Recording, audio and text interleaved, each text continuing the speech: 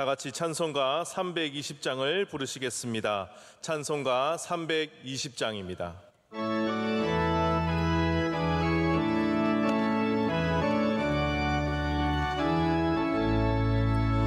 나의 죄를 정케 하사 주의 일꾼 삼으신 구세주의 넓은 사랑 항상 찬송합니다. 나를 일꾼 삼으신 주 크신 능력 주시고 언제든지 주 뜻대로 사용하여 주소서. 내게 부어 주시려고 은혜 예비하신 주 주의 은혜 채워주사 능력 있게 하소서. 나를 일꾼 삼으신 주 크신 능력 주시고 언제든지 주 뜻대로 사용하여 주소서. 죄의 짐을 풀어주신 주의 능력 크도다. 나를 피로 사신 예수 내 맘속에 오소서. 나를 일꾼 삼으신 주 크신 능력 주시고 언제든지 주 뜻대로 사용하여 주소서. 주여 내게 성령으로 충만하게 채우사 생명수가 강물처럼 흐르게 하옵소서. 나를 일꾼 삼으신 주 크신 능력 주시고 언제든지 주 뜻대로 사용하여 주소서.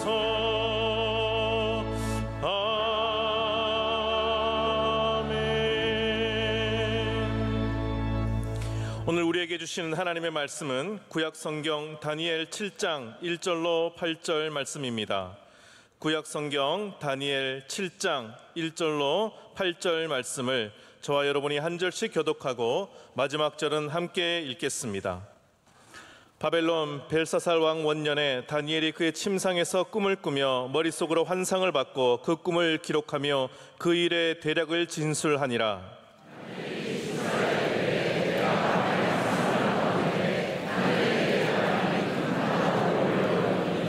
큰 짐승 넷이 바다에서 나왔는데 그 모양이 각각 다르더라.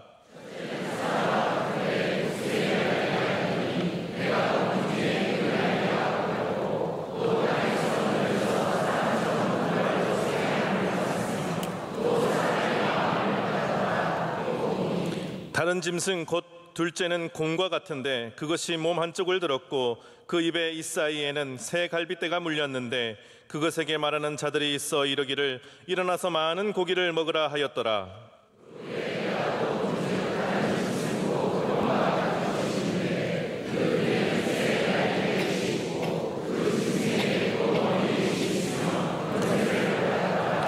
내가 밤 환상 가운데에 그 다음에 본 넷째 짐승은 무섭고 놀라우며 또 매우 강하며 또 새로 된 큰 이가 있어서 먹고 부서뜨리고 그 나머지를 발로 밟았으며 그 짐승은 전에 모든 짐승과 다르고 또 10뿔이 있더라. 내가 그 뿔을 유심히 보는 중에 다른 작은 뿔이 그 사이에서 나더니 첫 번째 뿔 중에 셋이 그 앞에서 뿌리까지 뽑혔으며 이 작은 뿔에는 사람의 눈 같은 눈들이 있고 또 입이 있어 큰 말을 하였더라. 아멘. 특순 시간입니다. 교회 사랑하는 찬양대 솔리스트 사중창이 먼저 특순을 올려드린 후에 이어서 교회 사랑하는 찬양대가 찬양으로 하나님께 영광 돌리겠습니다. 거친 파도 날 향해 와도 주와 함께 날아오리니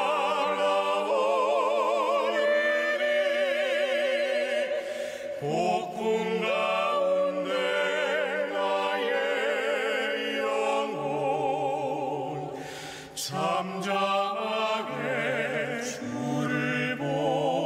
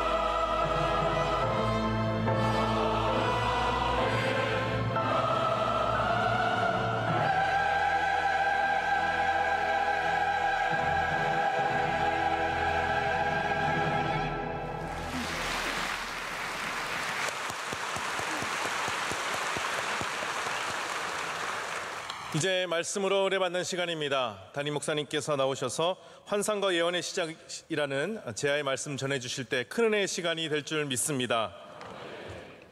할렐루야, 할렐루야. 하나님께 모든 찬양과 감사와 영광을 올려드립니다. 주님께서 기쁘게 찬양을 받으신 줄로 믿습니다. 추석 잘 보내셨습니까? 지난주만 해도 여의신 분들이 많이 계셨는데 추석을 지나면서 다들 이렇게 얼굴이 환해지셔서 오셔서 얼마나 감사한지 모릅니다. 오늘 추석 연휴의 마지막 날이고요. 또 마지막 이 저녁 시간에 우리 수요 저녁 예배로 모일 수 있어서 참 감사합니다.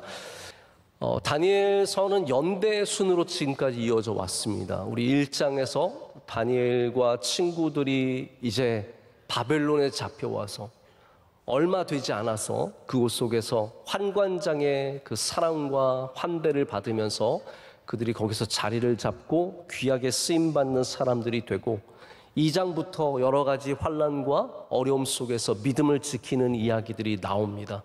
그러다가 친구들이 불풀무에 들어가기도 하고 다니엘은 믿음 지키기 위해서 윗방으로 올라가 예루살렘을 향하여 기도하고 문 열어놓고 기도하다가 결국은 이 모든 사람들의 이 덫에 걸려서 사자굴에 던져지는 내용이 또 다리오 왕 때 6장에 나옵니다.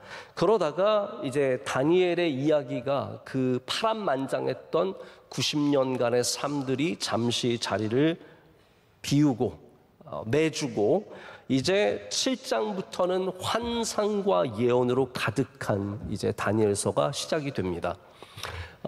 무엇이 진짜 다니엘서냐라고 물어보신다면 물론 당연히 1장부터 끝장까지 다 다니엘서지만 우리가 오늘 이 시작하는 7장부터가 어쩌면 우리가 생각하는 것보다 훨씬 더 중요한 다니엘의 이야기가 될 수 있습니다.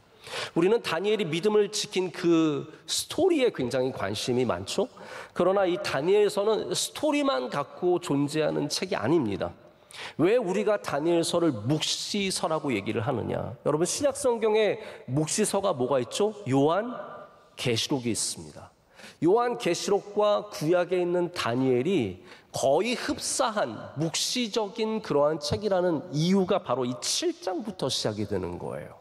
여기에 나오는 수많은 환상과 예언들, 특별히 미래에 나타나는 국가들과 그로 인해서 생기는 이 수많은 믿는 사람들을 향한 핍박의 이야기들이 묵시적인 내용을 담고 있고, 그래서 이 다니엘서는 예수님 오기 전에 중간 시기를 살아갔던 주전 1세기부터 4세기, 5세기 이 시대를 살아갔던 사람들에게 정말로 중요한 책이었습니다. 믿음을 지키기 위해서.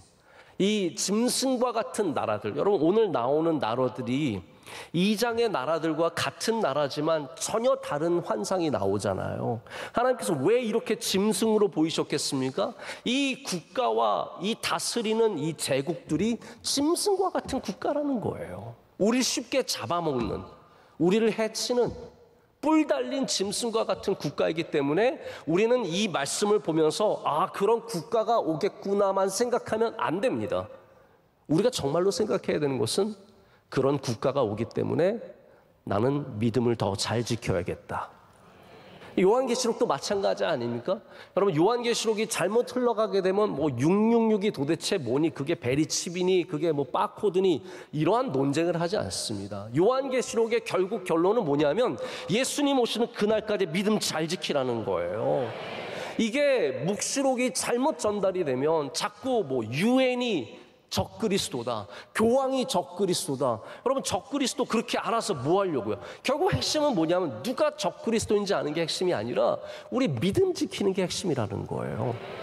그래서 묵시록이 늘 이단들에 의해서 정말 낱낱이 찢어지고 자기 마음대로 고쳐져서 얼마나 많은 사람들을 현혹하고 잘못된 길로 인도하는지 모릅니다. 오늘 이 말씀이 여러분에게 믿음 지키시는 말씀 되시기를 축복합니다. 자, 7장은 그래서 구약 성경 안에서도 아주 중요한 위치를 차지하고 있는 장입니다. 묵시 문학의 핵심적인 장입니다. 여기 치밀한 예언들이 들어있습니다. 앞으로 등장할 나라들이 어떠한 나라인지, 그리고 그 나라들의 근원이 어디입니까? 오늘 말씀을 보면은 제가 좀 이따 설명을 드리겠지만 바다예요.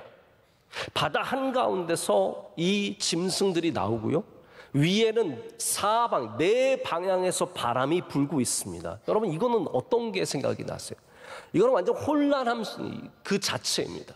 바다는 원래부터 우리 성경을 보면은 창조 때도 이 바다 위에 운행하시는 하나님의 영이 나오는데, 그때 창조 전의 세계를 우리가 혼돈하다고 말하지 않습니까? 이 케이오스예요. 질서가 없는 삶.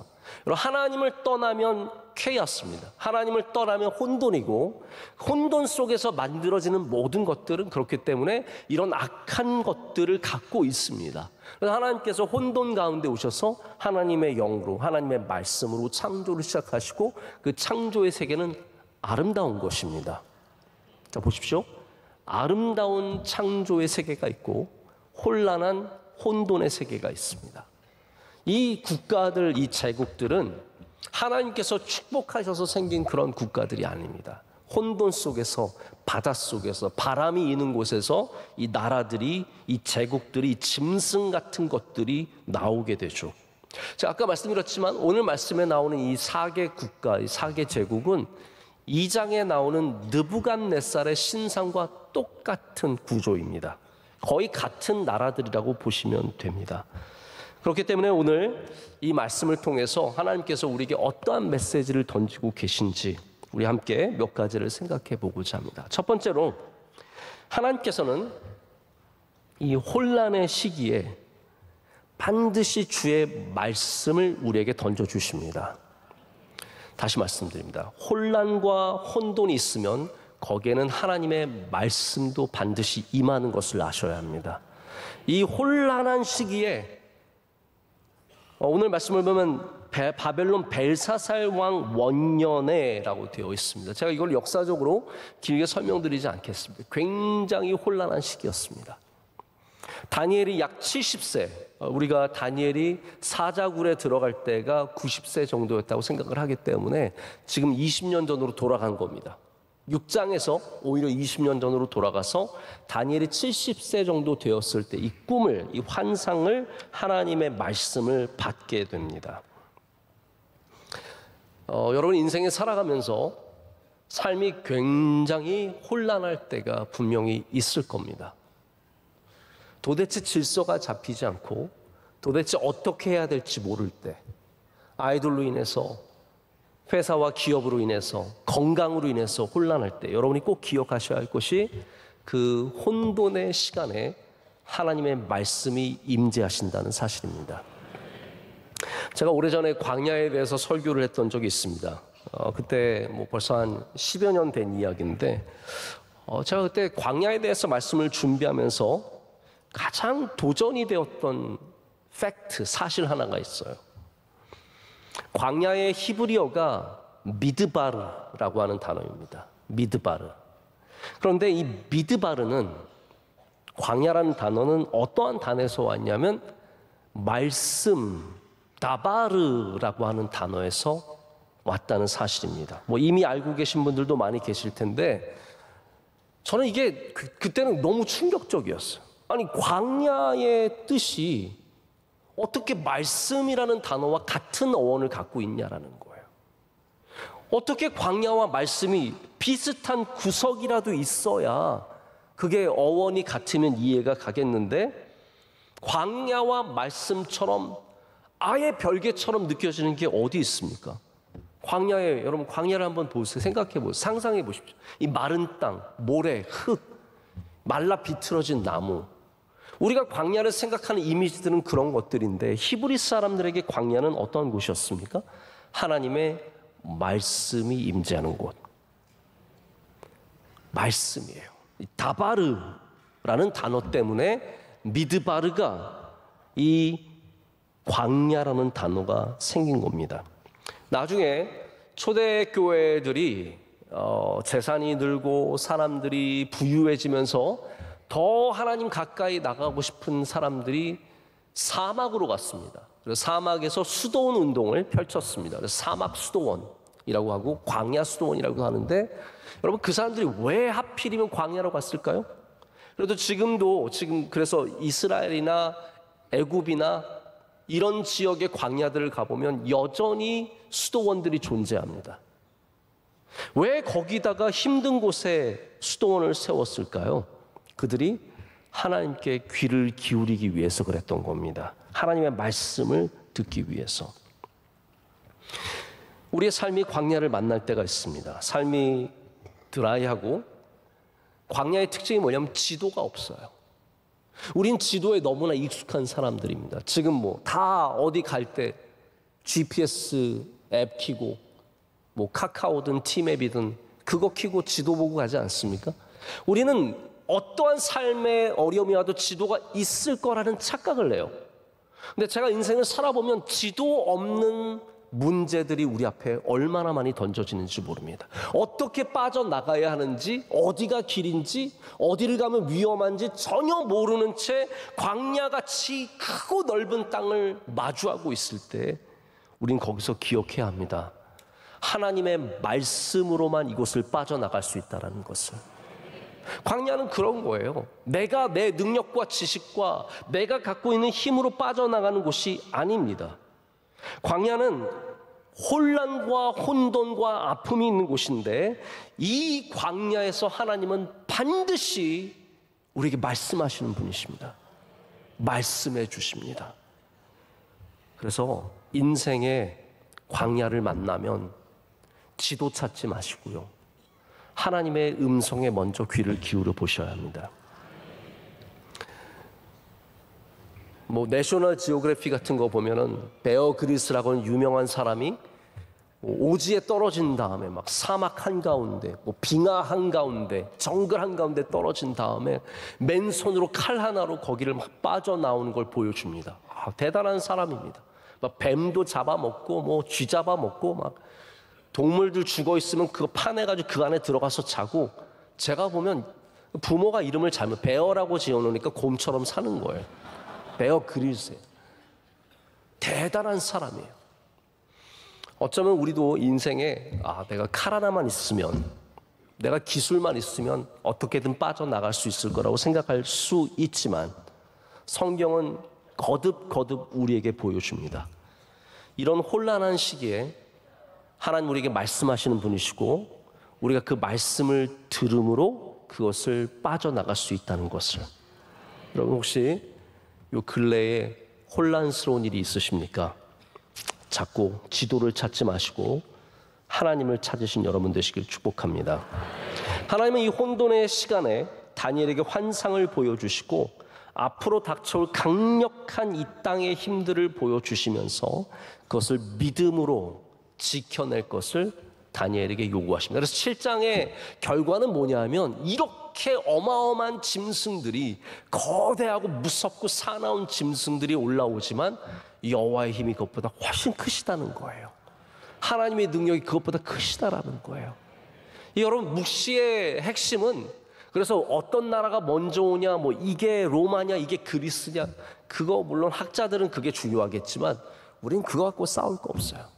어떤 나라가 올라오든, 그게 금나라이든 은나라이든 철나라이든 진흙나라이든 오늘 나오는 것처럼 표범을 닮은 나라이든 사자와 같은 나라이든 독수리의 날개를 닫고 있는 나라이든 이빨 사이에 3개의 갈빗대가 들어있어서 우리를 집어삼키는 곰이라고 할지라도 우리가 여호와 하나님만 믿으면 이 혼란의 시대를 이겨내며 빠져나가게 될 줄로 믿습니다.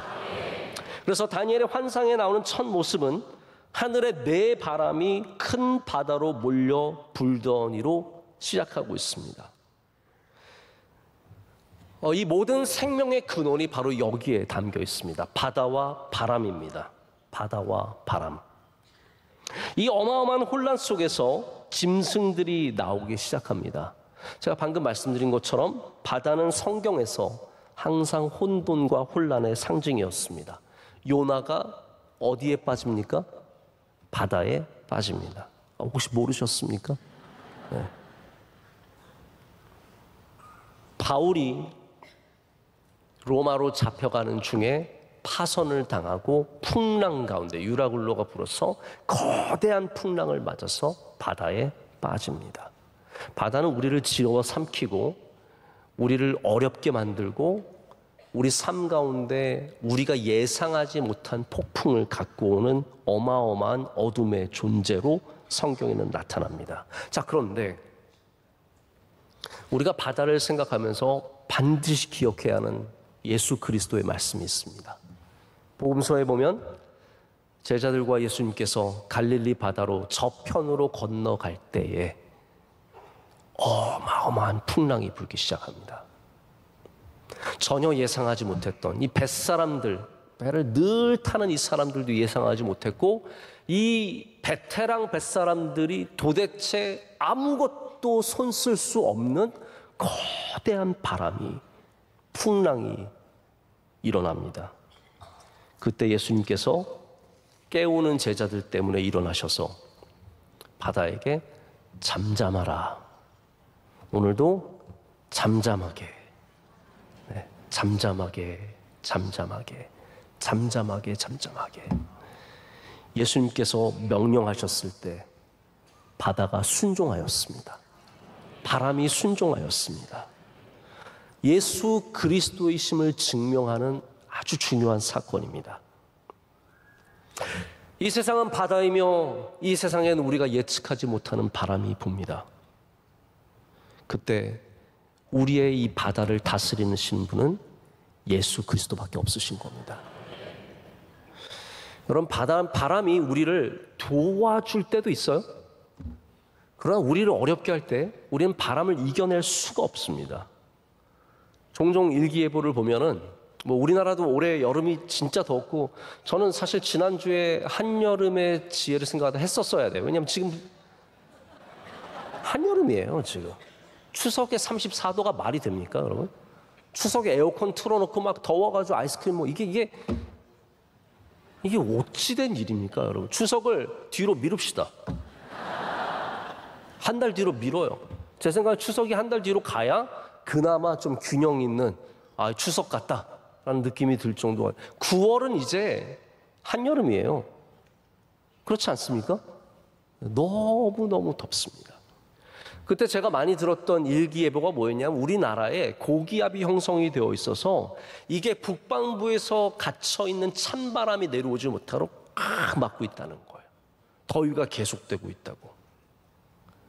그럼 바람 하나가 이렇게 우리를 시원하게 하기도 하고 우리를 이렇게 덥게 하기도 합니다. 계절풍이 불 때 봄에, 여러분 아시죠? 계절풍이라는 게 어느 바람이, 계절에 따라 바뀌는 바람이, 이런 거 설명 안 드려도 되죠? 그걸 계절풍이라고 하잖아요. 근데 우리가 봄의 계절풍이 어디서 부냐면 북서쪽에서 붑니다. 그렇죠? 우리나라 북서쪽에 있는 북한 말고 또 다른 나라, 그 위에 있는 나라가 뭡니까? 중국. 중국이 거기 있지 않습니까? 그리고 몽골이 거기 있으니까 거기서 부는 바람이 황사를 갖고 우리나라로 가져오게 되는 것이고, 봄마다 황사가 이렇게 해서 오는 것이고, 또 중국에 있는 나쁜 공기들이 우리나라로 유입되어서 정말 봄에는 공기가 너무너무 안 좋습니다. 바람입니다.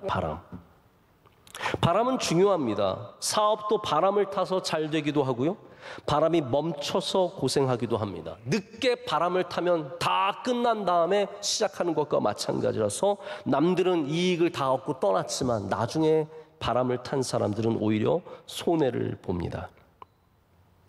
한류라고 하죠. 이것도 흐름입니다. 바람은 아니지만 흐름입니다. 이런 흐름, 바람, 기류들은 언제든지 바뀔 수 있는 것들입니다. 말할 수 없는 사람들이 그런데 이 흐름에, 이 바람의 운명을 겁니다. 여러분, 우리는 바람의 운명을 거는 사람들이 아니라 예수 그리스도께 운명을 거는 사람들이 되어야 돼요.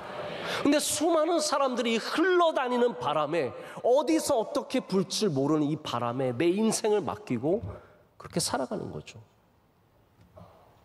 여러분, 얼마나 많은 바람이 붑니까? 옷바람이 불고, 직업바람이 불고, 땅바람이 불고. 제가 아는 어떤 목사님은, 제가 참 안타까운 일이라서 말씀을 드리는 거, 혹시 여러분 가운데도 이런 사기에 속을까 봐. 이 목사님은 젊은 목사님인데 잠시 다른 일을 하시면서 목사님이 돈을 많이 버셨어요. 그럴 수도 있나 봐요. 그래서 목사님이 돈을 많이 버셨는데, 이분이 앞으로 좀 뭔가를 잘해보고 싶어서 땅을 보러 다녔는데, 어느 지역에 갔다가 그쪽 이장님을 만났는데 그쪽 이장님이 여기는 반드시 되는 땅이라고 엄청나게 확실하게 되는 땅. 이제 우리나라는 맨날 삼성 들어온다 이런 말 많이 하잖아요. 삼성 반도체 들어온다.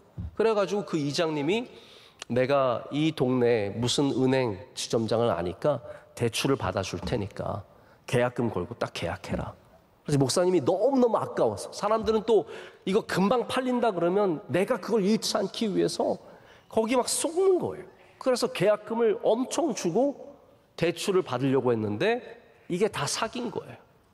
대출이 안 된다 그러는 거예요, 갑자기. 대출을 못 받으면 그 돈을 못 내잖아요. 그러니까 계약금을 그 이장님이 쏙 먹는 거예요. 아셨어요? 잘 알아두세요. 여러분을 돕는 사람은 없습니다. 여러분 돈 잘 벌도록 도와주는 사람은 없어요. 지금 옆에 집사님이 돈 잘 벌게 해준다고 데려왔을 때도 그분이 돈 그렇게 해주시는 게 아니에요. 이분이 괜히 바람이 불어가지고 힘들게 모은 그 돈을 날렸을 뿐만 아니라 빚더미가 됐어요. 빚더미가. 순식간입니다. 여러분 돈이 많아졌어도 돈바람에 넘어가면 안 되십니다. 할렐루야. 오늘 제가 뭐 이런 내용이 주된 내용은 아니지만 여러분 어떠한 이 세상에 바람이 불어도 우리는 예수 그리스도와 동행해야 합니다. 그래야 그 바람에 넘어가지 않는 건강한 사람들이 될 수 있죠. 자, 여기 이 바람과 바다 속에서 짐승들이 등장합니다. 2장에 나오는 느부갓네살의 신상은 국가였지만 물질로 표현이 되었습니다. 머리는 순금이었고 가슴은 은이었고 배는 노시였고 허벅지 노시였고 그 다음에 종아리는 흙과 철이 섞여 있는 다양한 형태의 물질이에요. 물질. 자, 그런데 7장에는 물질이 아니라 생물인 짐승들이 나옵니다. 여러분 보통 우리가 짐승이라고 할 때는 귀여운 애들은 아니잖아요. 우리가 짐승이라고 하면 보통은 거칠고 센 그런 동물들을 말하는데 실제로 오늘 말씀에 나오는 이러한 국가들을 표현하는 동물들은 아주 잔혹한 동물들입니다. 자, 2장의 물질들은 제가 잠깐 비교를 하는 겁니다. 2장의 물질들을 보면 강한 것에서 약해지는 순으로 되어 있습니다. 그래서 2장은 무엇을 상징하냐면 나라가 점점 타락해짐을 상징합니다. 그런데 이 7장의 짐승들은 보시면 아시겠지만 점점 포악해지는 짐승들이 나옵니다. 처음에 나왔던 짐승보다 맨 마지막에 나오는 짐승이 훨씬 더 강하고 포악한 짐승이 나와요. 그래서 어떤 주석가가 말하기를 2장이 점점 타락하는 우리 인간사를 말한다면 7장은 더욱더 포악해지는 세상 권세와 타락해가는 인간의 본질을 말하고 있다라고 얘기합니다. 이 짐승들이 바로 그것을 말합니다. 제가 짐승들을 잠깐만 언급하겠습니다. 4절부터 짐승이 등장하는데 첫 번째 등장하는 짐승은 사자와 같은데 독수리의 날개가 있습니다. 자, 여러분 이것도 다 의미가 있어요. 저는 그 의미를 다 여러분과 나눌 시간은 없습니다. 그리고 특별히 제가 나누는 의미는 뭐 독수리 날개는 어쩌고 날개는 뭐고 독수리 눈은 뭐고 이런 걸 말하진 않습니다. 여러분 그거는 지나치게 그쪽으로 가면 위험해집니다. 뭐 그러면 나중에는 뭐 UN 총장은 뭐고 대통령은 뭐고 미국 대통령 이런 식으로 나가기 때문에 이건 아주 이상한 쪽으로 가기 쉬워요. 그러나 분명한 건 이거예요. 자, 독수리면 독수리고 사자면 사자지 왜 여긴 사자인데 독수리의 날개가 달렸을까요? 물론 여러분은 모르시겠죠. 저도 답을 분명하게 갖고 있는 것은 아니지만 이거를 한번 생각해 보세요.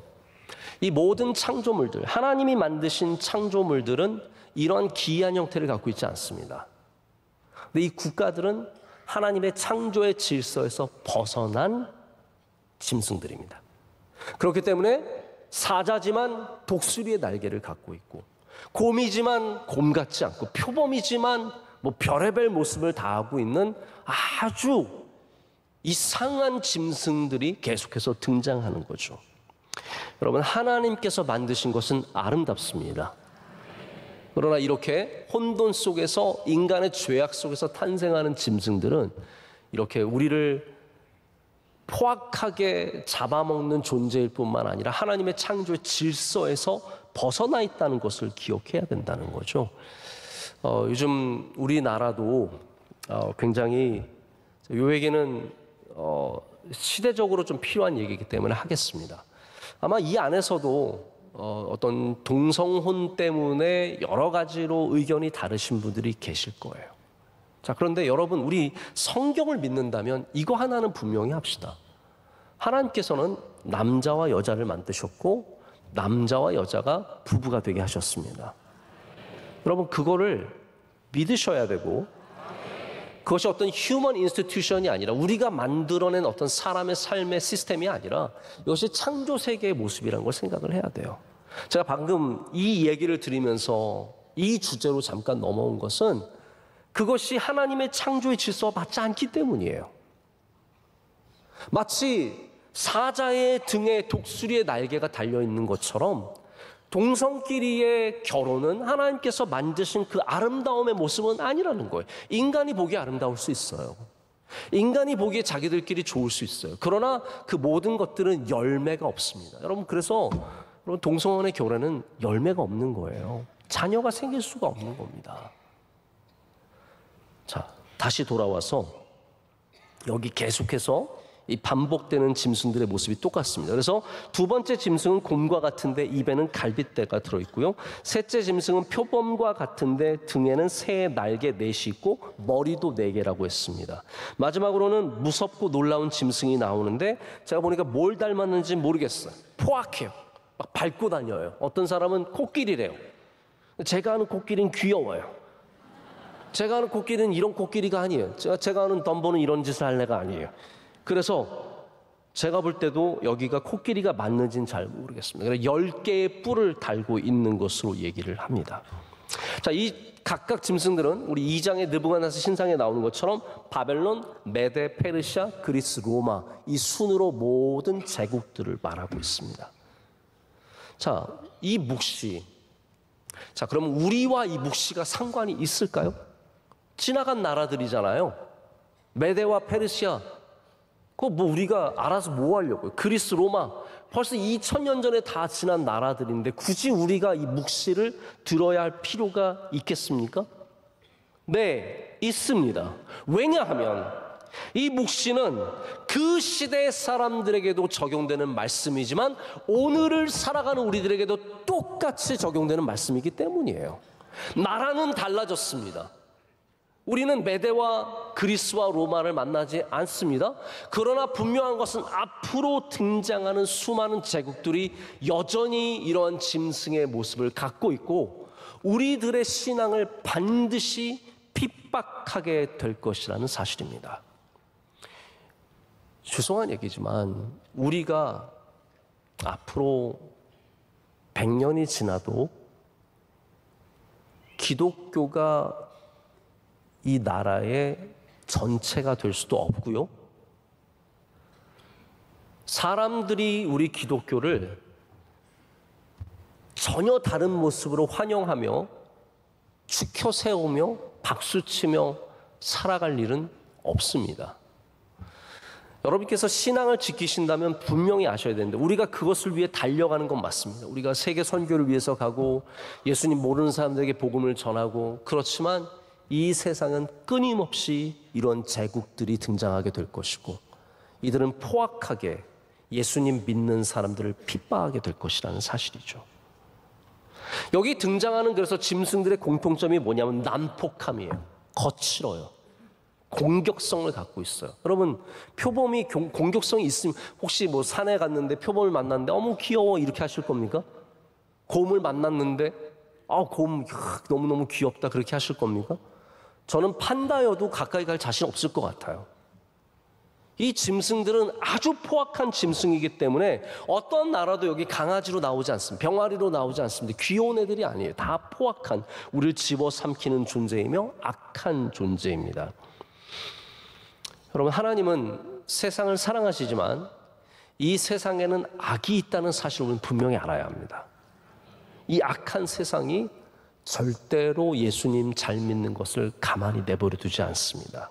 제가 이걸 한번 역사적인 이야기로 한번 말씀을 드리고 이제 말씀을 정리하고 맺고자 합니다.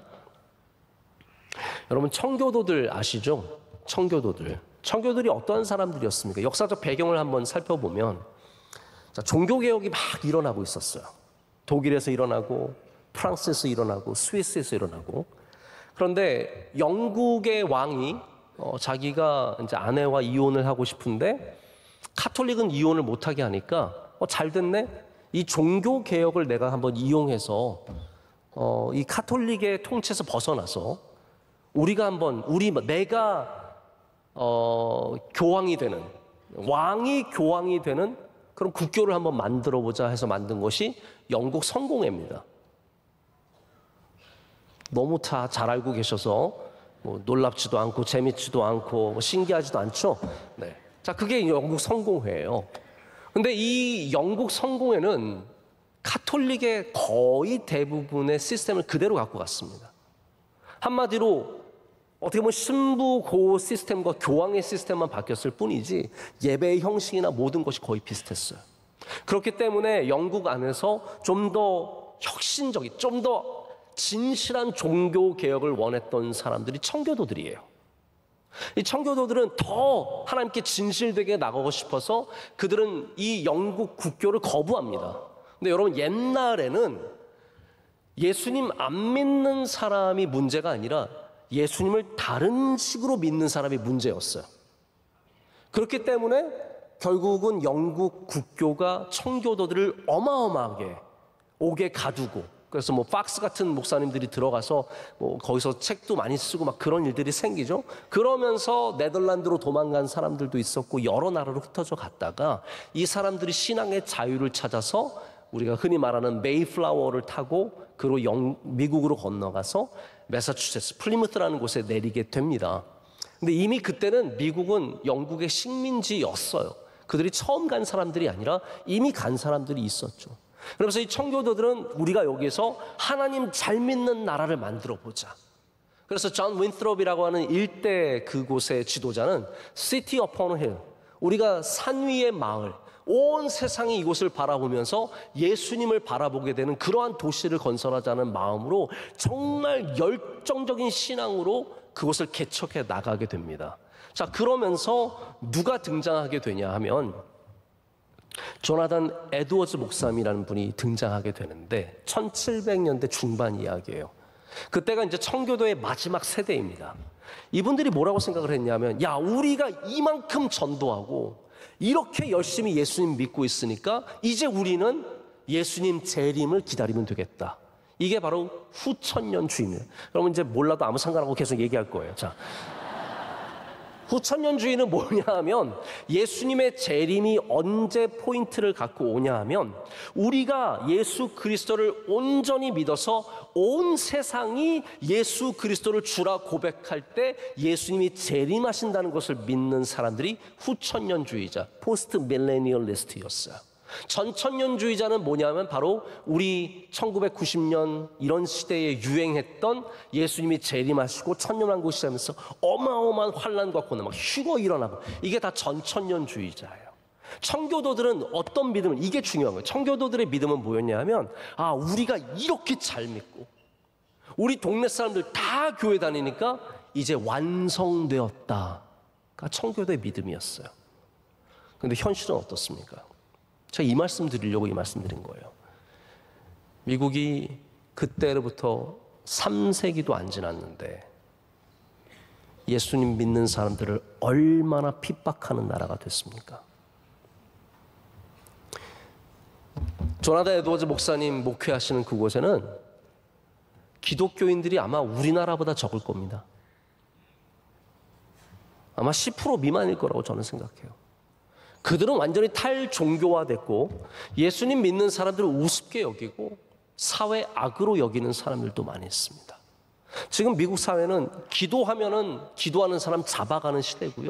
예수님 이름으로 기도하지 못해서 모든 알라와 부다와 이런 모든 신들의 이름을 얘기하면서 기도하는 그러한 나라가 되어버렸습니다. 미국은 안 그럴 줄 알았죠. 우리는 잘 믿으면, 이 한 세대가 잘 믿으면 앞으로 더 잘 믿으면서 더 잘 믿는 국가들이 일어설 거라고 생각하지만, 오늘 묵시록은 우리에게 뭐라고 얘기해 줍니까? 우리가 지금 아무리 잘 믿어도 다음에 이런 짐승들이 올라온다는 거예요. 이런 짐승 같은 나라들이, 제국들이 올라와서 우리를 핍박하고 우리 믿음을 시험하게 될 것이라는 겁니다. 오늘 우리 추석의 마지막 날인데, 여러분 집안은 잘 믿고 계십니까? 잘 믿는 집안 되시기를 축복합니다. 정말 어려운 일입니다. 정말 어려운 일입니다. 저는 우리 다음 세대가 우리 전 세대의 믿음을 이어갈 수 있을지 심히 걱정이 되고, 정말 잠이 오지 않을 정도로 두렵고 떨릴 때가 있습니다. 여러분들의 자녀가 예수님 잘 믿는 자녀 되도록 정말 절실히 기도하시길 축복합니다. 학교 좋은 데 가고 좋은 직장 가고 좋은 사람 결혼하고, 그거 당연히 기도해야죠. 여러분의 첫 번째 기도 제목은 우리 자녀들이 예수님 잘 믿는 자녀 되게 해달라고. 그게 첫 번째 기도 제목이 되어야 합니다. 왜냐하면 이 제국들은 앞으로도 끊임없이 계속해서 일어설 수밖에 없기 때문입니다. 말씀을 맺습니다. 여러분, 우리 누구도 이 혼돈의 바다를 우리의 힘으로 건너갈 수는 없습니다. 이 바람을 우리의 힘으로 피할 수 없습니다. 여기에선 계속해서 끊임없이 이런 정권과 이런 지도자와 이런 국가들이 계속 탄생할 뿐입니다. 우리 이럴수록 정신을 바짝 차리고 우리 배에 예수 그리스도께서 계신 것을 확인해야 합니다. 이 교회의 배에 아무리 세상에 뛰어난 사람들이 있어도 이 바다에서 우리를 건져낼 수 없습니다. 우리가 아무리 똘똘 뭉쳐도 우리 스스로는 이 바다에서, 이 바람에서 우리 스스로를 건져낼 수 없습니다. 가나안에 들어가려면 오직 예수 그리스도의 은혜밖에 없다는 거예요. 이 바다와 이 바람을 이겨내려면 오직 예수 그리스도의 능력만이 우리를 구할 수 있음을 믿어야 합니다. 예수님만이 그 풍랑을 멈추시고 온 세상을 다스리는 분이심을 믿고 나아가시기를 축복합니다. 믿음을 지키는 자가 승리할 줄로 믿습니다. 이제는 우리 주 예수 그리스도의 크신 은혜와 하나님 아버지의 영원하신 사랑과 성령님의 함께하심과 임재하심이 주의 말씀을 붙잡고 하나님 혼돈한 바닷속에서 끊임없이 올라오는 거대한 짐승들 사이에서 믿음을 지키며 하나님 바라보며 나아가는 주의 모든 사랑하시는 성도들 위해 이제로부터 영원토록 함께 하시기를 간절히 축원하옵나이다. 아멘.